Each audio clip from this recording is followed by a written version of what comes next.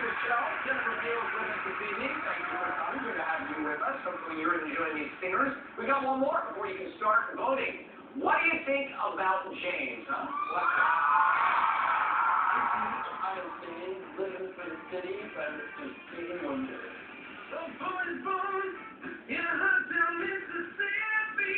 It's about poverty and racism, but it's over such an upbeat, happy song.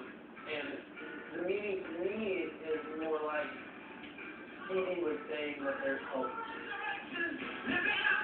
Getting through this song is very important because this is where guys like Mick Jagger, Robert Plant, Hero, even Parrots get their soul from, their influences from. First of all, play band.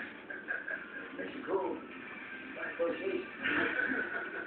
Mr. Cool. Not only is it a live band, but Bob Babbitt from the original Funk Brothers played bass on my track. Bob is now, you in that song? And is that Stevie Wonder in that song? All right, so he's telling you we're okay. We're okay. Jay. Believe me. Right? Okay? Wow. Great. And James, if you're running with this one, he will pull it off on a show like this. There's going to be a moment that I think he gets it right to be his moment.